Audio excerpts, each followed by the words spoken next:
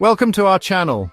Today we're diving into some common mistakes non-native speakers make. And trust me, I know this world. Have you heard me trying to pronounce Worcestershire sauce? It's a whole thing. But hey, learning a new language is tough, and English with its weird spellings and even weirder rules.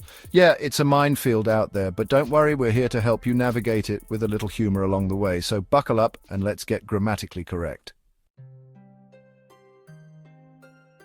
All right, let's kick things off with a sound that trips up just about everyone. The th. You know what I'm talking about. This little combination of letters can be a real tongue twister. It's like the English language decided to invent a sound specifically to make non-native speakers squirm. Think about it, these are basic words, right? But for some reason, we decided to start them with a sound that requires you to practically swallow your tongue. It's brutal, I know. And the worst part, it's not just one sound. Oh no, English wouldn't be English without a little extra complexity. We have the hard the, like in think or throw, where you've got to channel your inner dragon and breathe some fire. Then there's the soft, like in these or those, which is a little gentler on the ears, but still requires some serious tongue gymnastics. But hey, don't worry, practice makes perfect. My advice? Find a mirror, look yourself in the eye, because if you can't be honest with yourself, who can you be honest with? And just go for it. Over-enunciate, make it a game. You'll be surprised how quickly you start sounding less like you're choking and more like a natural. Okay, next up, we're tackling word order. Now, in many languages, you can be a little more, shall we say, flexible with your sentence structure. You want to throw an adjective after a noun, be my guest.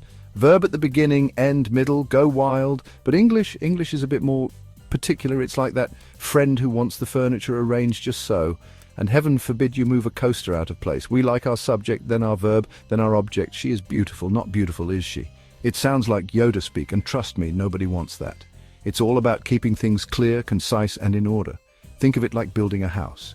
You need the foundation, subject, before you can put up the walls, verb, and the roof, object. Otherwise, you've got yourself a grammatical disaster zone. Let's talk about tenses. Now, tenses are how we talk about time in English, and they can be a real headache, even for native speakers. We've got the past, the present, the future. Simple, right? Wrong. It's like English decided to take a simple concept and make it as complicated as possible. You see, it's not just about whether something happened before, is happening now, or will happen later. Oh no, we've got layers upon layers of past, present, and future. We've got the simple past, the past perfect, the past continuous. It's enough to make your head spin. But here's the thing, don't get bogged down in the technicalities. Focus on the main idea. Are you talking about something that happened yesterday? Use the past tense. Something happening right now? Present tense it is. Something you plan to do tomorrow? Future, my friend. Don't overthink it. Keep it simple and you'll be just fine. Okay, let's talk about prepositions. Those little words like in, on, at, for, and with that can make or break your sentence. They're like the glue that holds everything together, but they can also be the bane of a non-native speaker's existence. Why? Because they're often completely illogical in the morning, but on Monday. And why are we at the table but on the phone? It's enough to make you want to scream. But fear not, my friends, because I'm here to tell you that even native speakers mess these up sometimes.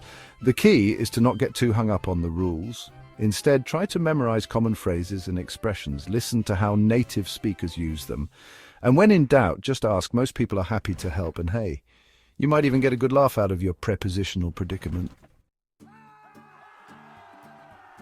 And finally, let's talk about literal translations. You see, when you're learning a new language, it's tempting to translate everything word for word from your native tongue.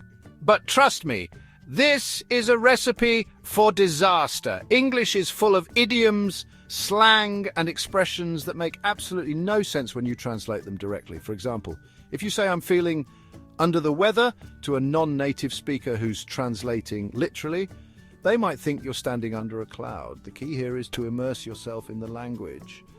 Watch English movies, listen to English music, read English books. The more you expose yourself to the natural flow of the language, the better you'll understand how these expressions work. And hey, if you ever hear a phrase that makes you go, huh?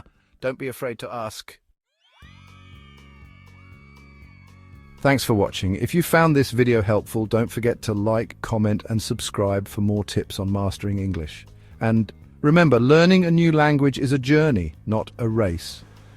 There will be bumps along the way, but that's okay. Just keep practicing, don't be afraid to make mistakes, and most importantly, have fun with it, because at the end of the day, language is about communication, connection, and maybe even a few laughs along the way.